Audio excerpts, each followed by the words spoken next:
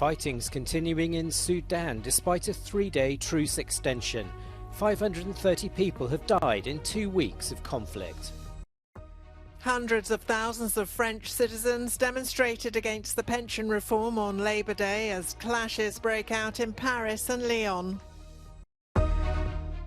Turkey's President Recep Tayyip Erdogan announces that special forces killed the leader of ISIS during a special operation in Syria.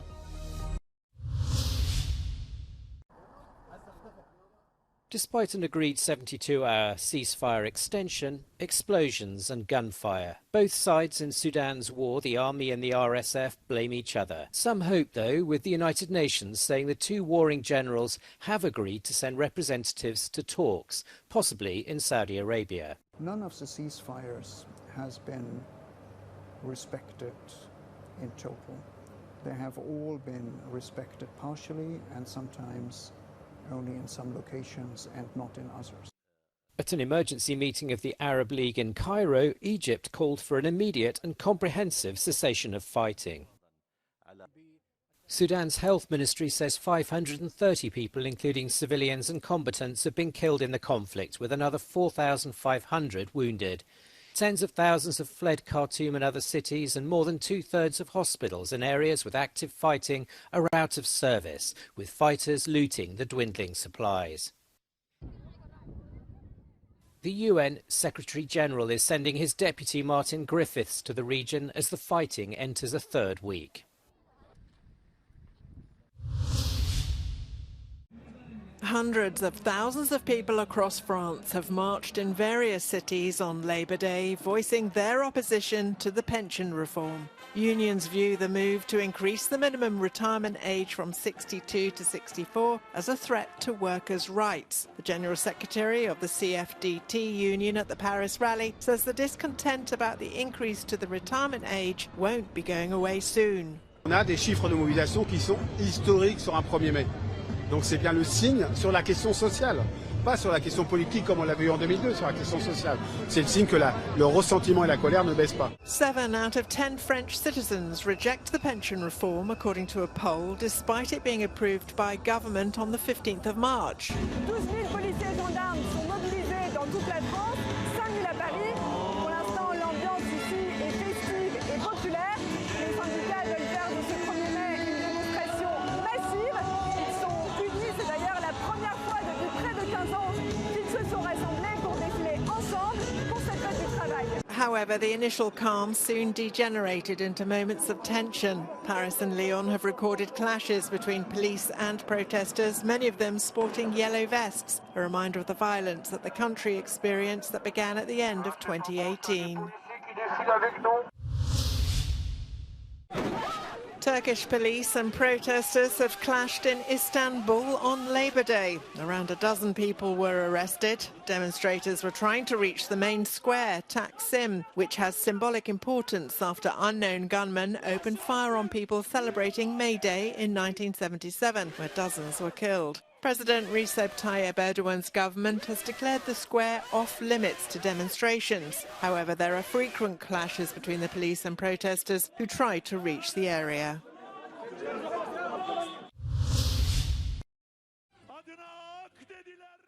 Turkey's president says his country's special forces have killed the leader of the so-called Islamic State. In an interview with State TV on Sunday, President Recep Tayyip Erdogan said the militant was killed in a strike conducted by Turkish forces in Syria. Milli İstihbarat Teşkilatımız, DAEŞ'in sözde lideri Ebu Hüseyin el-Kureyşi kod adlı şahsı uzun süredir takip ediyordu. Şimdi bunu ilk defa buradan yayınlıyorum. Son dakika veriyorsunuz. Evet. Son dakika haber veriyorsunuz. Evet. Bu şahıs Milli İstihbarat Teşkilatımızın dün Suriye'de gerçekleştirdiği bir operasyonla etkisiz hale getirildi.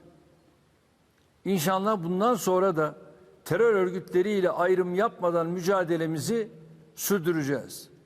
The Turkish intelligence agency said as the fighting intensified, al-Qurayshi, who was hiding in a building on a farm, blew himself up. He took over as leader of the terror group in Syria after its previous chief was killed last October. He had reportedly been trying to resurrect the organization in Syria and Iraq at a time when the extremist group had lost both control of the territory it once held and its influence in the region.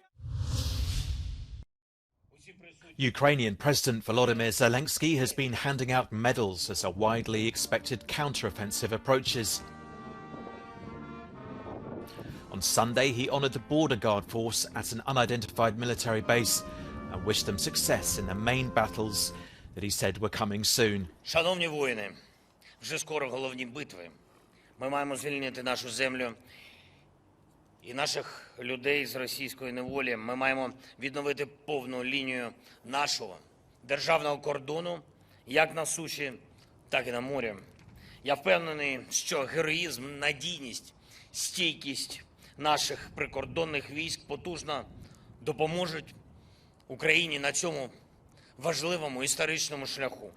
Meanwhile, the head of the mercenary group Wagner has said that his fighters in Bakhmut will need to withdraw or stay and die if they don't get more ammunition.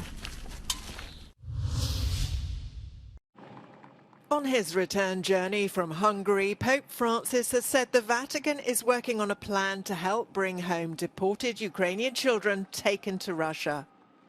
He gave few details but indicated more information would be given once the mission was completed.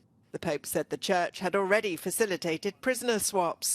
La Santa Sede ha fatto di intermediario in alcune delle situazioni di scambio di prigionieri tramite l'ambasciata. Questa è andata bene. Penso che può andare bene anche questo. È importante.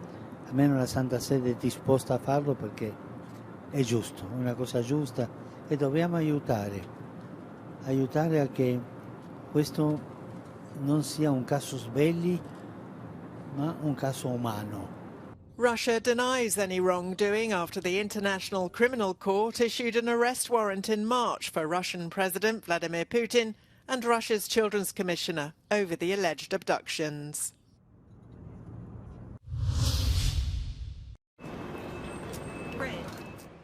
JP Morgan Chase has won the bid to buy bankrupt First Republic Bank. As announced by the US authorities, both entities have reached an agreement whereby JP Morgan Chase will assume all the deposits and most of the assets of First Republic Bank. First Republic Bank was seized by regulators after being hit hard by the banking crisis last March, when many of its customers withdrew deposits in a panic move related to the failure of Silicon Valley Bank.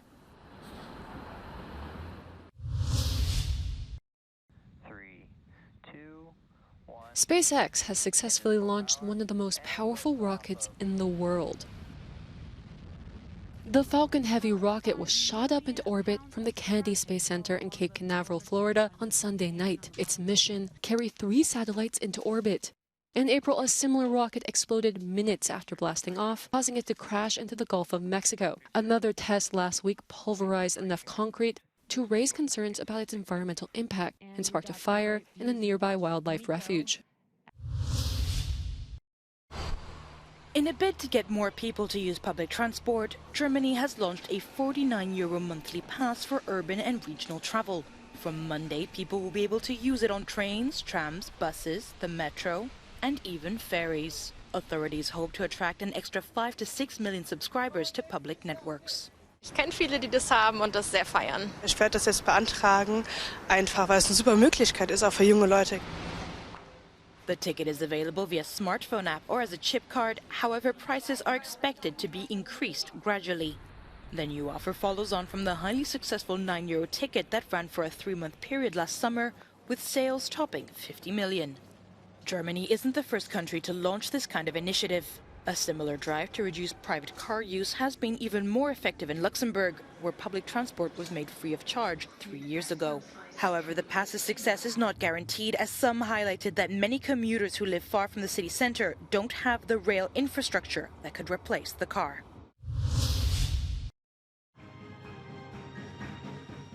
As Britain gears up for the coming coronation of King Charles III, mood music appears mixed in some communities. In Brixton, which has a large Afro-Caribbean population, the street parade will be led by a local chamber orchestra. One member acknowledges there's a certain ambivalence to overcome. There will be a lot of different communities, and I think that with the vast range of styles that we delve into in terms of music, that whilst for some people there may be a slight disconnection in terms of the actual event and maybe the history behind it, that I think with music there can be that sort of connections. London's Southall is known as Little India. Here, many of the parties will have a culinary theme, with one restaurateur in particular happy to celebrate the coronation of a former customer. That is the greatness of your king, who actually listens to you, who wants to know from where you've come. Are you happy? Are you doing good work? So I think he is the people's king. Events are planned across the country, but rising poverty levels and a biting cost of living crisis are undermining the party atmosphere. Many hope that at least the British weather will be kind.